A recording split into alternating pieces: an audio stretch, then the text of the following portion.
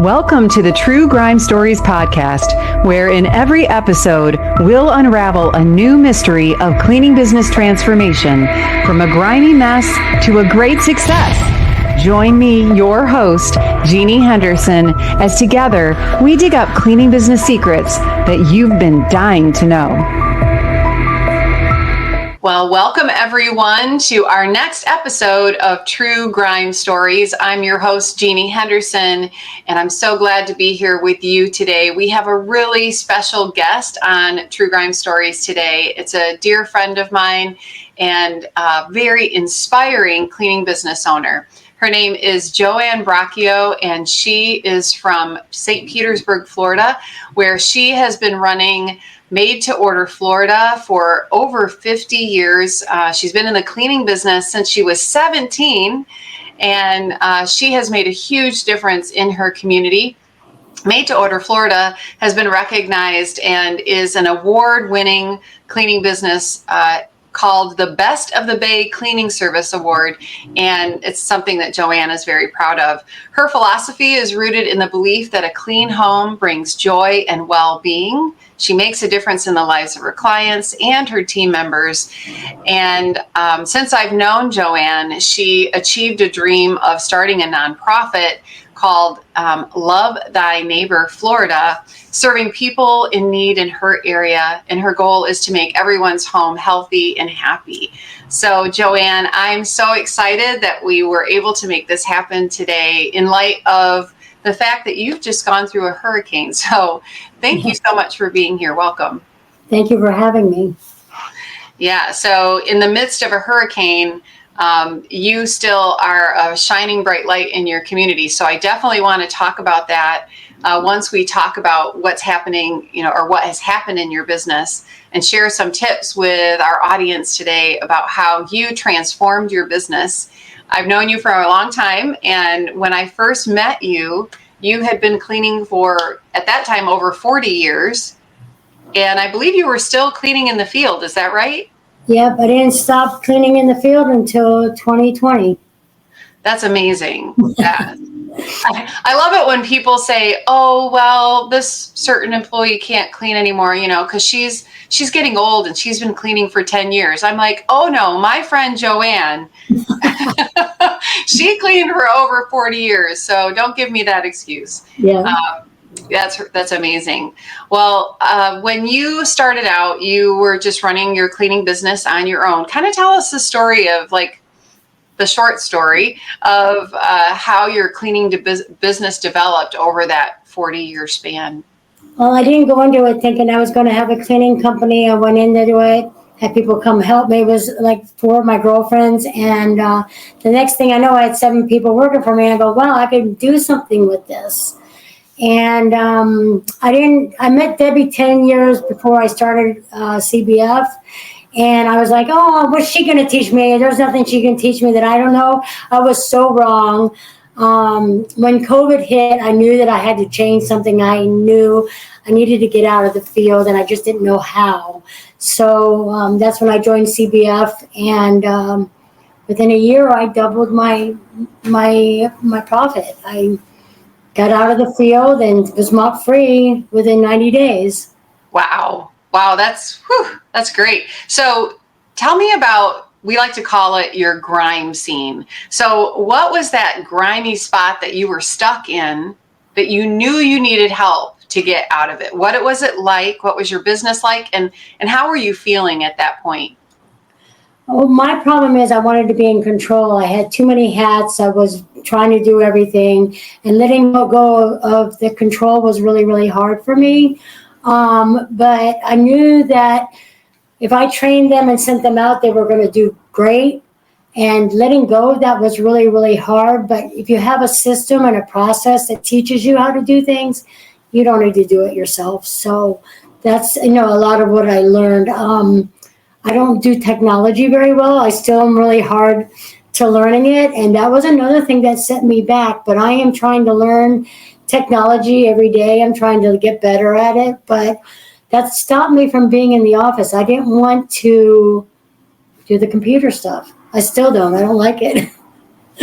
So, Yeah, I mean, and we're not good at everything, and it kind of sounds like you felt like if you didn't do it, it wasn't going to get done right. right, Yeah, exactly. like you had to let go of that. And I think as entrepreneurs, many of us start out that way. We think, well, I'm the best cleaner, I'm the best at sales, I'm the best at marketing. Nobody's going to be able to do it as good as me, so I just have to keep doing it. Right. So, how many hours were you putting in at this point? Probably about 80 a week. Oh, oh Yeah, my goodness. easy. And were you getting any breaks at all? No. And we're seasonal. We have seasonal rentals, so we were 7 days a week. There was not even weekends. I remember working 6 months straight without a break. Oh my goodness. You are a dynamo. Like, and the fact that you just kept doing it, the perseverance that you have, I just so admire that. And so here you are working 7 days a week, 80 hours a day. And what was the big thing? You said letting go of control. Was that when you started making changes and you started working with a coach, was that the big thing for you, letting go of control? Yes. And having somebody tell me what to do. That was a hard one. But I learned a lot. When I did join CBF, it was in the middle of COVID and not knowing what to do or how to, I didn't even know how to be a leader. I was just one of the girls cleaning in the field with them, And how many people were on your team at this time? I had 23 at that time. Oh my goodness. And about how many clients do you think that was? About 200. Okay. So you were at 200 clients. Recurring, and we had about 70 to 125 Airbnbs at that time. Okay. Okay. So that's where your business was. What was the first thing that you let go of? Being in the field. It was a real big thing. Getting out of the field and not going in and being with the girls and working with them was a really hard thing for me to do, because as long as I was controlling things in the field, everything was, the business was doing great. Mm-hmm. And during COVID was a really, really hard time. My sister was dying of cancer. I remember that. Yeah. I had to step back. But you know what? Debbie has taught me not how to be a leader. She taught me how to pivot, which I would have never made it through COVID, not knowing how to pivot. I would have been lost. I would have lost everything. And learning how to do things differently, looking, outside the box was a really big thing for me, because, when you're a cleaner and you're just doing it, used to doing it a certain way, that's all you know. Mm-hmm. And being in this community, I can't even express how much it has changed my life. It has only changed my work life, me physically and mentally. I've changed so much. I'm like half of who I used to be. Well, and I have watched so much change and growth in you. I mean, you've always been a delightful person. You've always been a powerhouse. But that letting go of doing all the things. So you let go of cleaning. What was the result of that? Did your business fall apart? No, my business almost doubled. We went from 500,000 to $1 million. Oh my goodness! In like I think a year's time. Right. So what was holding on to that doing to you? I mean, what was the negative impact of just always saying, I have to be out there cleaning? Well, the thing is I was like a hamster on this wheel. I was never going anywhere. Mm-hmm. I was always in the field, always, like, it was holding me back. It wasn't helping me. Right. And we can't see it, right? Because we're stuck in the middle of it. And we're working in our business and not on our business. Right. Okay, so you let go of cleaning. What was the next thing that you let go of?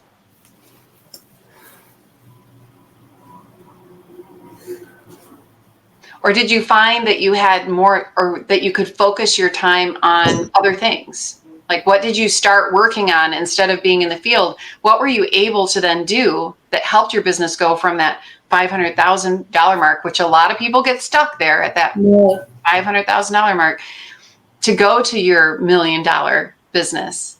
Well, my daughter came on board, and when she came on board, it gave me time to kind of walk away from the business. I walked away from it for 2 years, and I worked on my nonprofit. And my nonprofit was just helping cancer patients, it's disabled vet, elderly people who couldn't afford it, houses for free. And then I started a food pantry.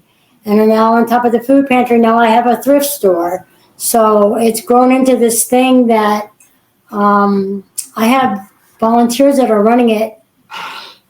Right. So, and I remember very vividly the first time I met you, you told me about, you were already doing the nonprofit then, but it was kind of like part of Made to Order, right? Mm-hmm. And you were giving free cleaning to veterans and cancer patients in your community. And, you know, you were honoring your sister's life through some of that work. And I was very touched by that. And you shared that dream with me that you wanted to take that was where you wanted to spend your time, that you wanted your business to be able to run by itself and be able to start that nonprofit journey. And so I think this is a great place for us to pause for just a minute and come back, and we can share some more about how getting your business out of, letting go of the control of some of the things in your business has created this ability. So let's take a break right now and hear from our sponsor, Cleaning Business Fundamentals. Is your cleaning business a grime story? There's no need to stay stuck in the muck because you're not alone.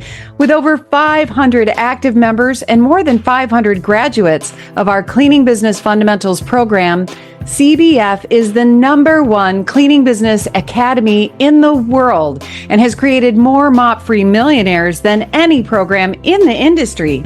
Learn more and let CBF take your residential cleaning business from a grime story to a gleaming success. Well, we're coming back to talk with Joanne Braccio a little bit more, or a lot more, about how making changes in her business gave her the ability to start something new. So, Joanne, when I first met you, one of the very first things you told me was your dream to start a nonprofit.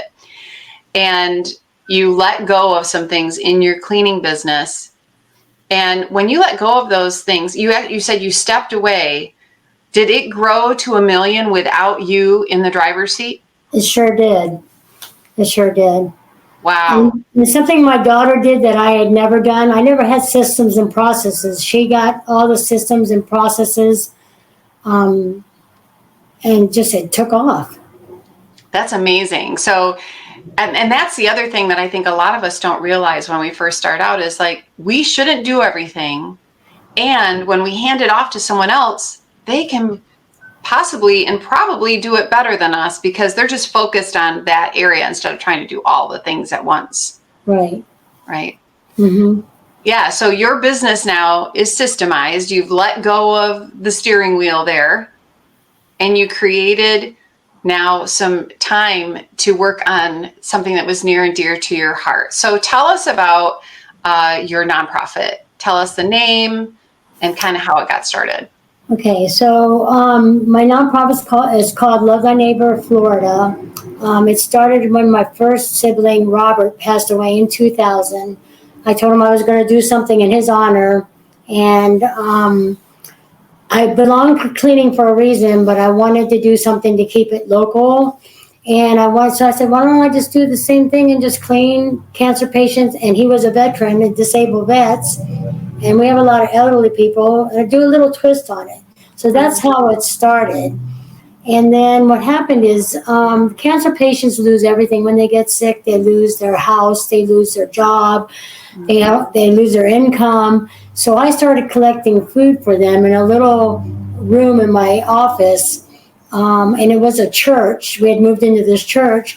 And I started collecting food for the cancer patients. And the next thing I knew, the homeless started coming. And of course, I had to give them the food. And then the next thing I knew, I was looking for somewhere to start a pantry. And then we started Love Thy Neighbor Community Market.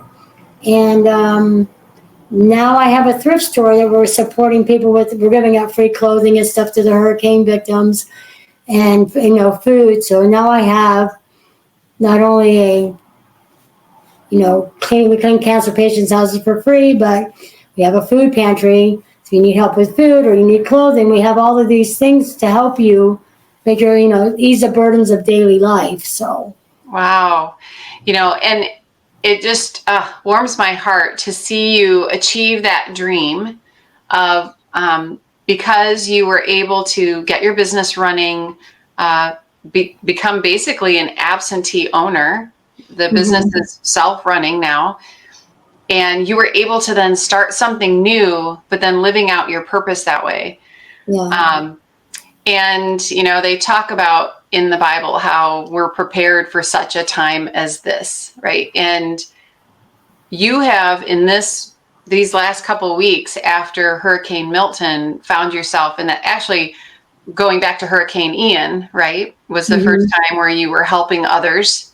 Right. During that. I remember Joanne loading up like truckloads of things and driving them down to where the hurricane was hit. Some of our cleaning business owner friends in Fort Myers and Naples who needed things, Joanne was helping them out, which was just so inspiring. And then now with Hurricane Milton, tell us a bit about what's been happening in your nonprofit since then.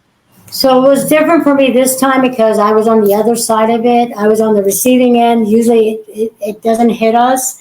So I was in the, where Libby was 2 years ago.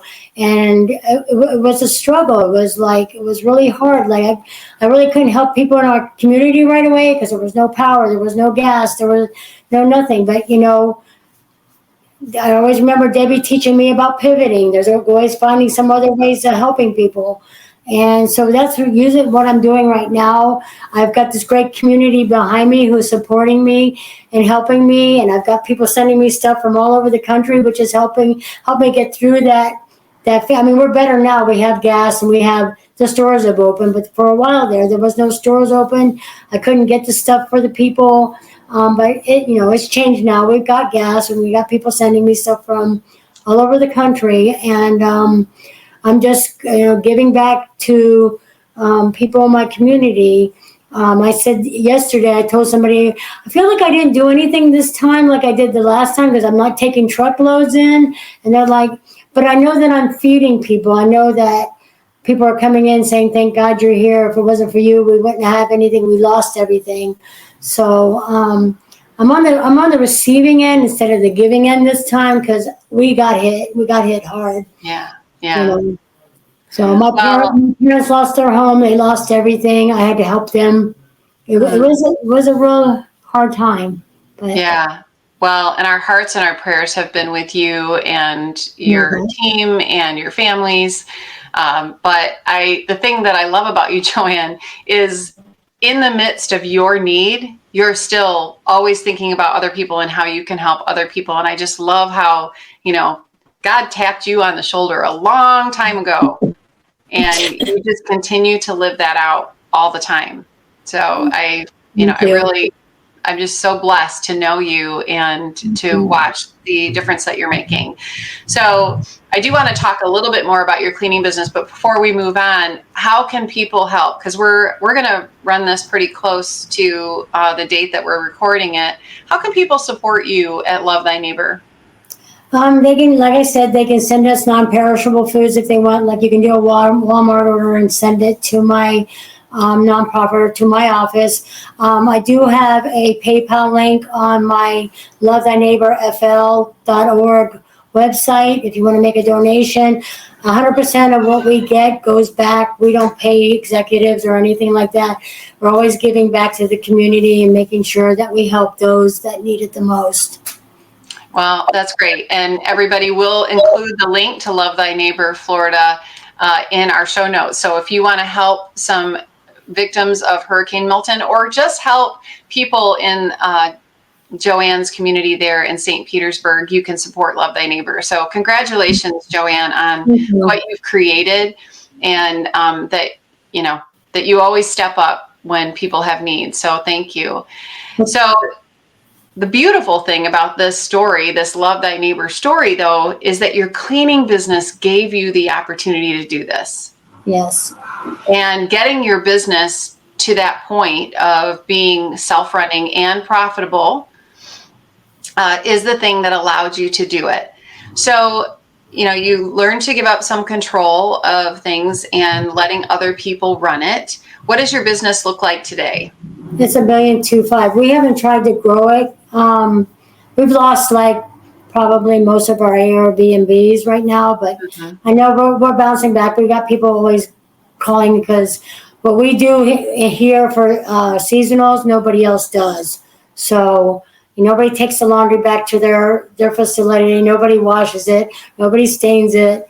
Nobody makes sure that, like I had property owners that lived out of state, and they were worried about their properties. And I'm all like, I'll turn off the electric. I'll shut everything down. I'll secure it. I'll bring all your stuff down. And who does that? Nobody. Yeah. So I know we'll bounce back. It's going to take some time, for everything to get fixed now because we got wiped really hard in the beaches. Yeah, that was tough. And, what is the future that you hope for your cleaning business? Well, I'm actually doing the Vivid Vision right now, and so I want to work with my team. I haven't been able to do it for the last couple of weeks because of the hurricane and no thing, but I want to be 2 million by next year. Oh, wow. Exciting. And what will be the result of having that now bigger business? It'll give me more time. Great. To work on my nonprofit, like that's really, really where my heart is. It's always been, that. Made to Order was always just my job and my financial way of getting Love Thy Neighbor going. Maybe I don't think I'll ever retire. I think I'll always be doing stuff for Love Thy Neighbor, but it would be nice to retire from Made to Order one day. Yeah. Well, and but it's having the systems in place, letting others, delegating to other people that has given you that freedom. And you shared that you learned about this in CBF. So what do you have to say to people out there who are listening to this today about, if they find themselves stuck, and a lot of people do get stuck in the cleaning industry, what's the way out? There's only one way, and I'll tell you what, I'm a CBF fan, and Debbie's phenomenal. She's not only a leader, she will teach you everything that you need to know to get to where you need to be. And she even taught me to let go. Like I needed to let go. And I was like that hamster on that wheel. I was going nowhere. I had been at 500,000 probably for 4 or 5 years before I joined CBF, and it changed everything. I could have never, ever have walked away from a business. I mean, I'm pretty much an absentee owner right now, but, I want to be like Debbie when I grow up. Don't we all? We all want to be like Debbie Sardone. Well, and you also mentioned the Vivid Vision book. So those of you who are interested, Vivid Vision's great book by Cameron Harold. A lot of us who are friends in this group are going through that together. And that's a great way to kind of plan your future. But cleaning business fundamentals, I had a very similar experience where, I knew that I could do better, but I couldn't figure out how.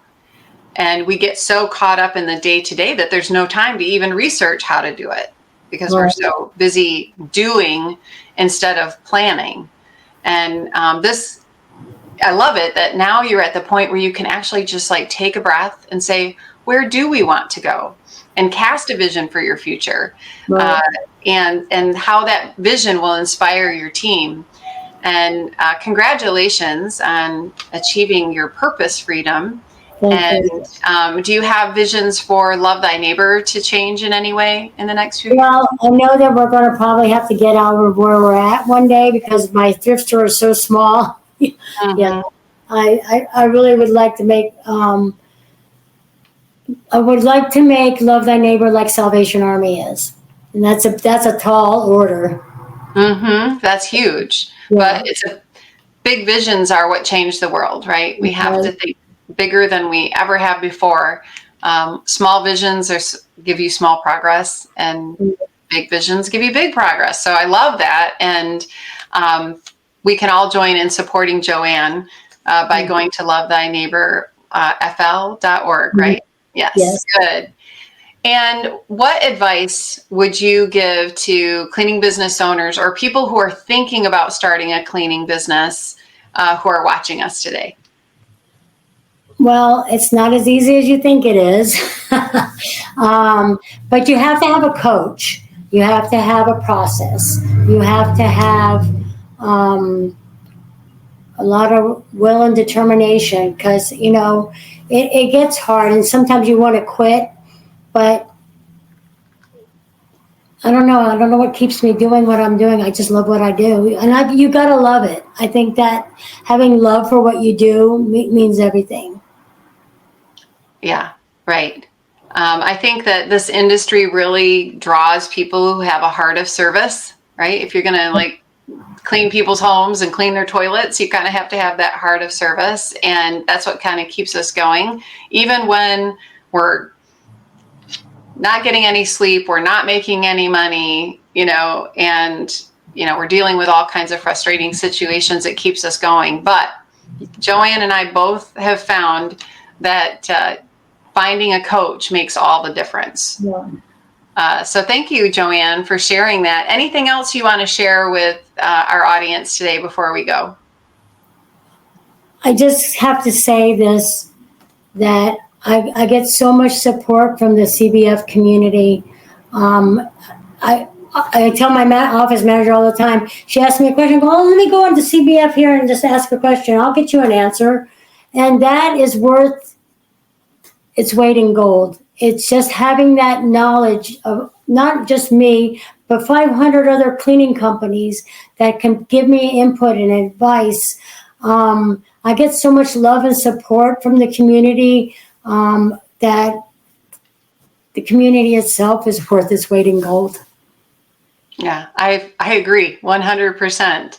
But leaning into a community of other people who are doing what you're doing and who can support you. And I have seen Joanne change so much over the last, 4.5 years since we probably first met.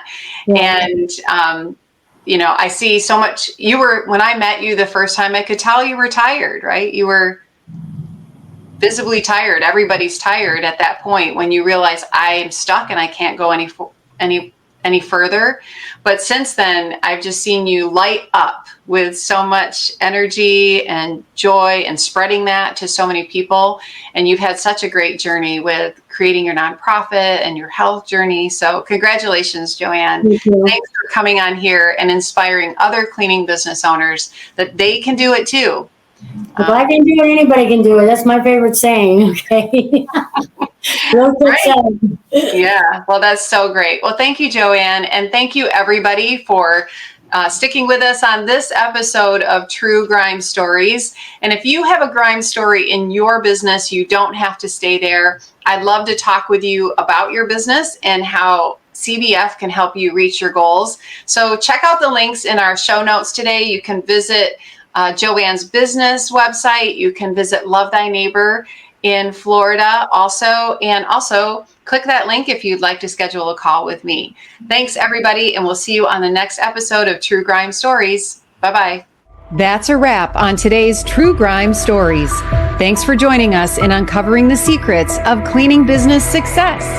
Don't forget to subscribe, share, and download, and check out our show notes for links and info from today's episode, and to learn more about our sponsor, Cleaning Business Fundamentals. Join us next time as we solve another True Grime story.